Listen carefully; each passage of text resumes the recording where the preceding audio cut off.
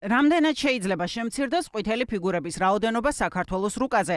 ეს ახლა ბევრისთვის სერიოზულ კითხვად იქცა. საქმე ის არის, რომ ეს საიტი საერთაშორისო ფრენებს და თვითმფრინავების გადაადგილებას პირდაპირ რეჟიმში ასახავს. ნაჩვენებია, როგორ გაივლის სამგზავრო თუ სატვირთო ფრენები საქართველოს ან ნებისმიერი სხვა ქვეყნის ტერიტორიას, რისგანაც ამ ქვეყნებს მნიშვნელოვანი ეკონომიკური სარგებელი აქვთ. ეს კი არის დადგენილება, რომელმაც კითხვები და ეჭვები გააჩინა. დოკუმენტი ფრენებზე ახალ შეზღუდვას ითვალისწინებს და ხელსოცნების პრემიერ-მინისტრი ირაკლი კობახიძე აწერს. ვრცელი მასალა ამ რეგულაციების შესახებ რადიო თავისუფლებამ მოამზადა. გამოცემა წერს, რომ ივანიშვილის პრემიერის დადგენილებით აბასთუმნის თავზე ახალი დახურული ზონა ჩნდება, რომელიც 42 კილომეტრიანი დიამეტრის ტერიტორიას მოიცავს, რაც დაახლოებით 4 თბილისზე მეტი ტერიტორიაა. ეს დახურული ზონა დღეიდან გაფართოვდა, რადგან მანამდე აბასთუმნის თავზე მხოლოდ 8 კილომეტრის რადიუსზე იყო ჩაკეტილი. ახლა კი 44 მეტია. ოფიციალურ მიზეზად კობახიძის ხელმოწერილ დადგენილებაში ფრენების შეზღუდვის მიზეზად მითითებულია ატმოსფერული გამჭვირვალობის უზრუნველყოფა ასტრონომიული დაკვირვებისთვის.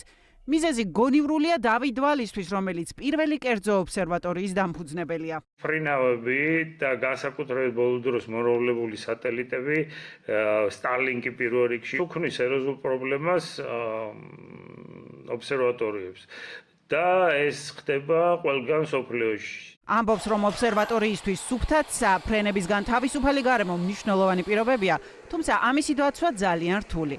მაგალითად, ერთ-ერთ სერიოზულ კითხვას კობახიძის დადგენილებიდან უსასრულობის გაგება აჩენს. უფრო კონკრეტულად, ეს დოკუმენტი საერთაშორისო ფრენებს კრძალავს მიწიდან უსასრულობამდე, რაც მხოლოდ აბასთუმნისთვის არის დაწესებული და სტრატეგიულ და სამხედრო ობიექტებზეც კი არ გვხვდება. უნდა დაკეტილი იყოს უბრალოდ უსასრულობამდე, საერთოდ შეუსრულებელია. შეუძლებელია უბრალოდ, რომ რომელიღაცა საერთაშორისო კომპანიებმა, კერძო კომპანიებმა, რომელიც სატელიტებს განაგებს მაგალითად, რომ იქ ტრაექტორია შეცვალონ აბასთუმნის ობსერვატორიის გამო, ან საქართველოს ხელისუფლების რაიმე დადგენილების გამო, იქ საწვავი მანევრებისთვის ზედმეტი ხარჯვა. აბასთუმნის ობსერვატორიის თანამშრომლები ადასტურებენ, რომ წლების განმავლობაში მართლაც მიმართავდნენ ხელისუფლებას ფრენების მარშრუტების გადაწევის შესახებ. ვარაუდი, რომ ცის დახურვა ბიძინა ივანიშვილის ინტერესებს უკავშირდება, მასშტაბის დაუსაბუთებელი გაზრდა. როცა ზონას ცდება ფიზიკურად დასაბუთებულ საჭიროებას, მაშინ ჩნდება ლეგიტიმური კითხვა რატომ. ივანიშვილი ჯერ კიდევ 2018 წლიდან დაინტერესდა ამ კურორტით და ადგილობრივებს ინფრასტრუქტურის მოწესრიგებას დაჰპირდა. 2019 წლიდან კი მან აბასთუმანში ქონების შეძენა დაიწყო, მოაწყო სივრცე, რომელსაც ხელოვნური კლდის გალავანი შემოარტყა. ამავე წელს შეიცვალა აბასთუმან-ბაღდათის დამაკავშირებელი გზის რეაბილიტაციის გეგმა და ოცნების მთავრობამ ახალი შემოვლითი გზის მშენებლობა გადაწყვიტა. ამავე პერიოდში ბიძინა ივანიშვილმა ელაპარაკა აბასთუმნის ექსპერიმენტზე, რაც იმას გულისხმობდა, რომ იქ მხოლოდ ელექტრონულ ავტომობილებს უნდა ევლო. ასეთი ბევრი წინაპირობა რადიო თავისუფლების ანონიმურ წყაროებს პირდაპირ ათქმევინებს, რომ ცის ჩაკეტვის გადაწყვეტილება ბიძინა ივანიშვილის ახირება. გადაწყვეტილება კითხვებს უჩვენს სპეციალისტებსაც. საეჭვოდ ემთხვევა სხვა ინტერესების გამოჩენასაც ბიძინა ივანიშვილის ამ შემთხვევაში ამ რეგიონისადმი და თავისთავად ლოგიკურად ჩდება კითხვა, რომ თუ ამდენი ხანი ამ თემის იგნორირება ხდებოდა, ხომ არ გახდა, თქვათ, უბრალოდ საბაბი აბასთუმნის ობსერვატორიის ჩივილები ამ თემაზე და რეალური მიზეზი და რეალურად კიდე ამოცანა იყო სულ სხვა. კიდევ ერთი ეჭვი, რასაც აბასთუმანზე ცის ჩაკეტვა აჩენს საერთაშორისო ფრენების შეფერხება. რადიო თავისუფლება ანონიმურ წყაროებზე დაყრდნობით ყვება, რომ ჩაკეტილ სივრცეში სულ მცირე 3 საერთაშორისო საფრენი ტრასა ხდება, რომლებსაც ათეულობით საერთაშორისო კომპანია იყენებს. აბასთუმნის ცის ჩაკეტვით შესაძლოა საფრენმა მარშრუტმა გადაინაცვლოს და ავიაკომპანიებს მარშრუტი დაუგრძელოს, რაც დამატებით ხარჯთან არის დაკავშირებული.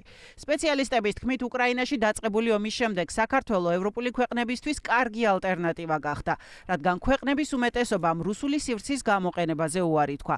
ამას ემატება ახლო აღმოსავლეთში გამწვავებული კონფლიქტები, მაგრამ რა იქნება მას შემდეგ, რაც ვითარება დამშვიდდება და სხვა მარშრუტები ისევ აქტიური გახდება. სპეციალისტები არ გამორიცხავენ, რომ საერთაშორისო კომპანიებმა საქართველოს ტრასები საერთოდ დატოვონ.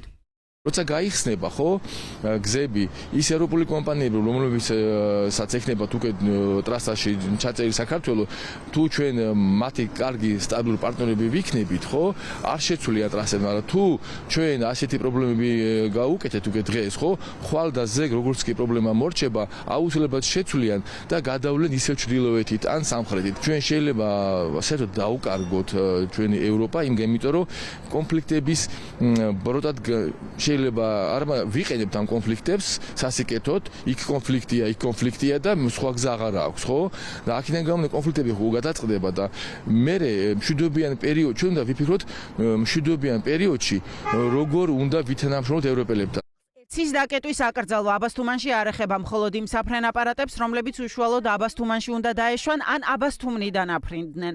ბიძინა ივანიშვილის ინტერესებზე ეჭვებს ისიც აძლიერებს, რომ აბასთუმანში მხოლოდ ის ფლობს ვერტმფრენის დასაჯდომ მოედანს. ათასობით კვადრატულ მიწასა და საცხოვრებელ თუ სასტუმრო შენობებთან ერთად.